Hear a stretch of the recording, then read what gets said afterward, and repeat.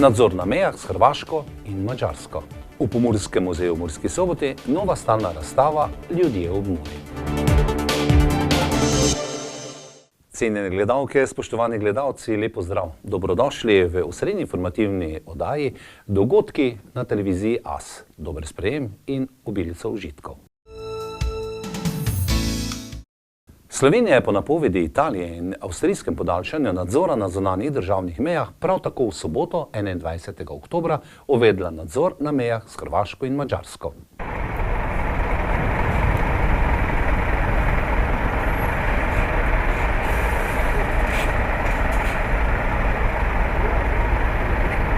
Potem, ko je Italija obvestila Slovenijo o začasnem nadzoru na meji s Slovenijo, je tudi Slovenija uvedla začasni nadzor na mejah s Hrvaško in Madžarsko, ki naj bi trajal do 30. oktobra z možnostjo podaljšanja.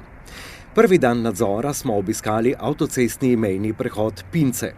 Bernard Horvat, vodja oddelka za državno mejo in tujce pri policijski upravi Murska Sobota, o načrtovanem nadzoru in izvedbi. Pince, kjer zdaj stojimo, Dolga vas in Petišovce na meji z Hrvaško. Ostale mejne prehode bo kontrola selektivna oziroma v skladu z operativno problematiko, se bo nadzirala. Kakšna bo mejna kontrola in kaj lahko pričakujemo na manjših prehodih?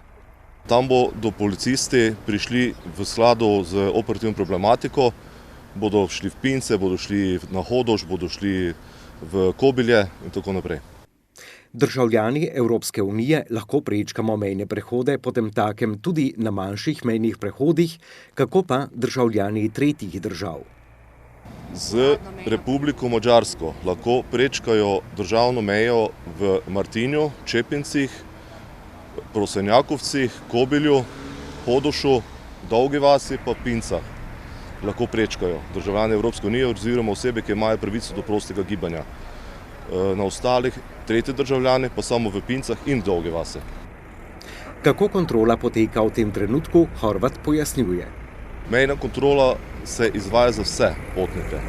Ugotavljamo pogoje vstopa, bivanja, predvsem za tretje državljane. Zaradi tega je tudi bila uvedena ponovna kontrola. Na avtocesti je pričakovano nastala kolona in na oddelku za državno mejo in tujce so pričakovali glede na konec tedna gnečo. Ob sobotah je vedno gneča in od ponedeljka naprej.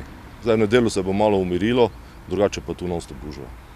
Nadzor na mejah je seveda tudi velik logistični zalogaj in je policistov na mejah dovolj.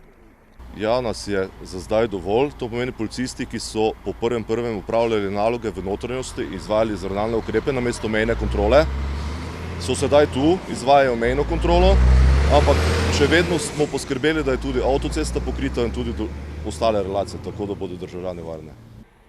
Kontrola ne bo takšna, kot je bila pred uvedbo Schengena. To je začasna rešitev, ta mobilni Schengen bus, ker bo z ponedeljkom nastavljen tu kontejner za policiste, šotor, tako da bodo imeli primerne pogoje za delo. Šele prvi dan leta se je območju Schengena pridružila Hrvaška in niti leto ni naokrog, pa je meja med Hrvaško in Slovenijo znova vzpostavljena. Ne zapiramo je zaradi Hrvaške, zapiramo zaradi dogajanj v drugih državah. To pomeni konflikta v Izraelu, radikalizacije in tako naprej, terorizma. Odzivov potnikov prvi dan kontrol ni bilo. Še trenutno ni odzivov, ker to je zdaj začetek. Bomo videli ponedeljek, torek. Že v prvih urah pa so zaznali nepravilnosti. Od polnoči do 6. zjutraj smo že zavrnili 6 tujcev, tretjih državljanov, ki niso izpolnjevali pogoje za vstop v Republiko Slovenijo oziroma na območje Schengena. Čakalna doba je znašala pol ure, kar je povsem normalno in pričakovano. Med vozniki pa smo za mnenje zaprosili voznika tovornjakov iz Madžarske in Romunije. Nem értem, mi történik itt. Többen nincs Schengen? Nincsen? És Triestében is van kontroll, és itt is? Hát mit mondjak? Nem tudom. Romanian-Hungarian border and in Bulgaria-Romanian border, there is the problem. How long do you wait here today? Don't know. 40 minutes, 45. Čeprav je nadzor na zunanjih mejah države predviden le do 30. oktobra, je pričakovati, da bo nadzor trajal dlje, a upamo, da ne bo pretiranih zapletov. V Pomurskem muzeju v Murski Soboti je na ogled nova stalna razstava Ljudje ob Muri, ki je v veliki meri nadomestila stalno razstavo iz leta 1997. V Pomurskem muzeju v Murski Soboti je na ogled nova stalna razstava Ljudje ob Muri, ki je nadomestila stalno razstavo iz leta 1997.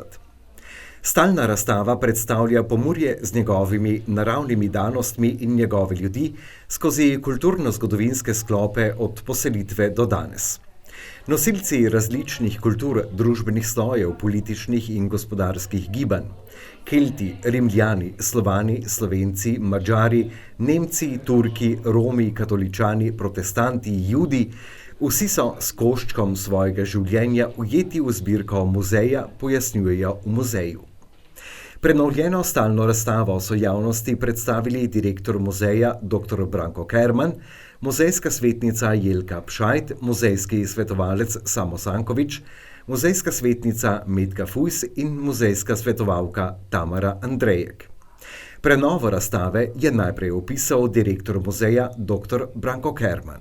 Kar nekaj časa je trajalo, da smo se prebili skozi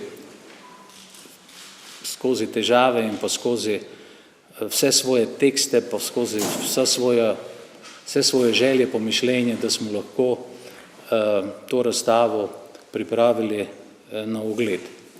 Sicer, kot veste, je stara razstava, ki je še delno na ogled v muzeju, tako trajnostni izdelek dobila tudi evropsko priznanje muzejskega foruma daljnjega leta 1997 in po 26 letih je zdaj na ogled spet nova postavitev.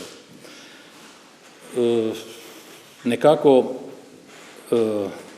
so botrovala temu novi postavitvi predvsem neki meri tudi nova arheološka odkritja z impozantnimi najdbami ob gradnji na trasi avtoceste. Potem muzej je pridobil tudi neke nove muzealije, neke zbirke so se dopolnile in pa predvsem je bila želja, da bi skozi muzejske zbirke predstavili tudi vsebine, ki do sedaj niso bile na ogled in pa da bi skozi že obstoječe muzejske zbirke tem zbirkam dali neko drugo vsebino in jih potem tudi nekako muzejsko nadgradili in s tem tudi posodobili. Prenovljeni del je zasnovan v 5 prostorih. Začnemo nekako z izjemnimi arheološkimi najdbami, ki prikazujejo smrt in verovanje v prazgodovinski skupnosti, potem predstavljanje Prekmurje v času Rimskega imperija ter slovanska poselitev, sledi pa predstavitev verske podobe prostora, ki ga nekako zaznamujejo katoličani, protestanti, židije in pa dokaj nazorno je predstavljena tudi cerkvena umetnost od romanike pa vse do 20. stoletja. Posebej je tudi izpostavljeno krajinske značilnosti pokrajine preko geoloških značilnosti, potem preko posebej reka Mura, potem termalne vode, skratka poljedelstvo, vse te aktivnosti, ki so se v pokrajini skozi stoletja tudi odvijale. Ta razstava v bistvu trajnostni izdelek, ki bo najverjetneje tudi tako tudi muzej trajnostno prispeva k ohranitvi dediščine in pa smo pravzaprav nekako na poti prenove celotnega dela in cilj nam je znan, bi pa naša želja pa je in pa verjetno tudi, da nam bo to uspelo, da bi do leta 2025, ko bo praznoval muzej 70 let svojega obstoja, nekako potem lahko odprli celotno prenovljeno razstavo. Ob direktorju muzeja je kot ena od soavtoric razstave spregovorila še muzejska svetnica Jelka Pšajt, ki meni, da je odgovornost do starejših kolegov, da se spoštljivo obnašajo do tega, kar so uspeli narediti na prvi razstavi, ki je bila tudi nagrajena in je deloma še v zdajšnji postavitvi.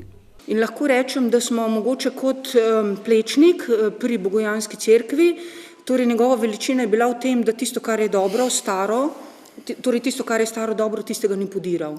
In tudi na tej razstavi, kljub temu, da je ogromno novih podatkov, kot je povedal Branko, tudi skozi zgodovinskega vidika, umetnostno-zgodovinskega, etnološkega, se mi zdi, da pa vseeno tudi poskušamo poskrbeti, da tisto, kar je dobro še vedno na stari razstavi, potem tudi to skušamo vklopiti oziroma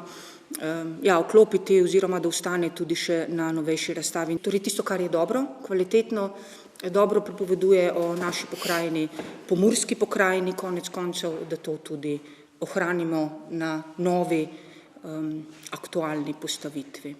Po muzejski svetnici Jelki Pšajt je nekaj besed o razstavi povedala še muzejska svetnica Metka Fujs.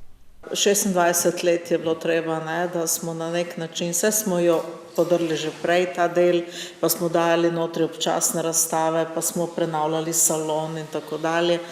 Ampak res je dolgo treba, da postaviš skupaj stalno razstavo.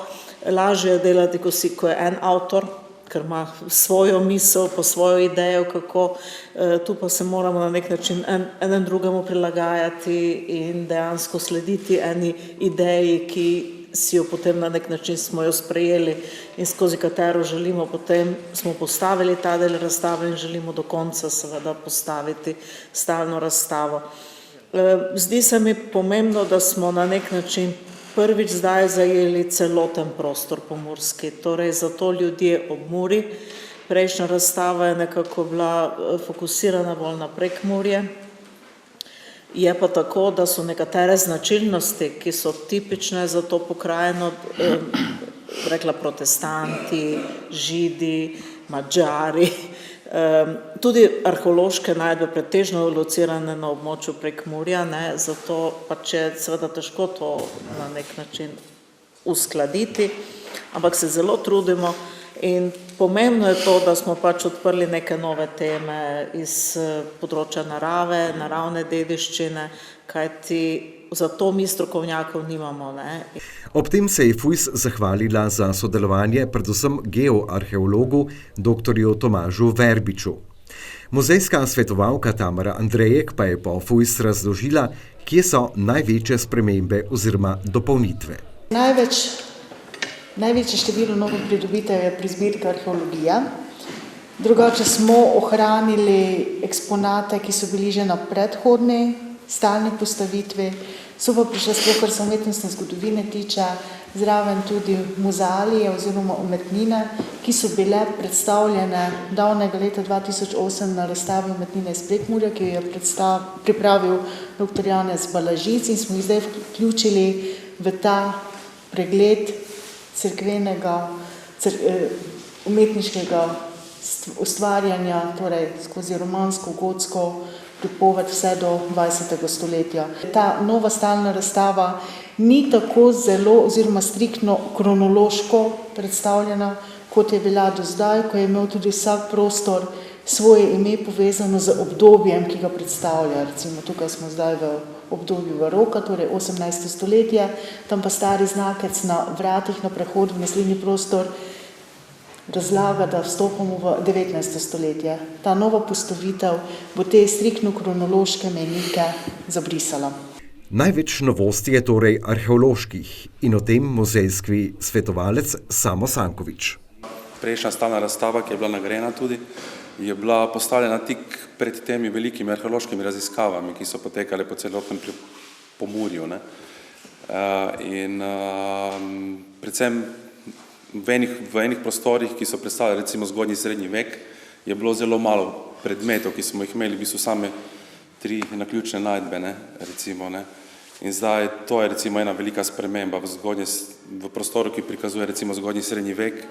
Imamo dosti novih najdb od 6. do 11. stoletja in to je vse prikazano, od lončenine do nakitnih predmetov, načinov poselitve, načinov pokopa in tako naprej. Pa tudi recimo v prostoru, ki prikazuje en del prazgodovine, torej grobišča pa te neke kultne predmete. To so tudi sami novi predmeti, ne? To so vsi predmeti, novi, ne? Izkopani v zadnjih 25 letih, ne? Ki so bili pač najdeni ne samo na avtocestnih izkopavanjih, ampak recimo tudi na drugih raziskavah in to so pač, tu je v bistvu en izbor recimo grobov iz različnih obdobij prazgodovine, ne? V vitrinah pa potem tudi ti kultni predmeti, figurine, te izjemne najdbe, ki pač jih nekako povezujemo z verovanji v prazgodovini, ne? Medtem ko za rimsko obdobje pa je pač, smo imeli že dosti tudi prej, ne? Je pa pač samo prostor na novo oblikovan, pa ne, koncept sam drugačen, kot je bil prej. Ne? V prenovljenih prostorih stalne razstave si lahko ogledamo arheološke najdbe od prazgodovinske skupnosti in Pomurje v času rimskega imperija pa vse do slovanske poselitve. To so bili današnji dogodki osrednje oddaje televizije AS. Tudi vnaprej vam želim dobrega sprejema in do prihodnjič srečno.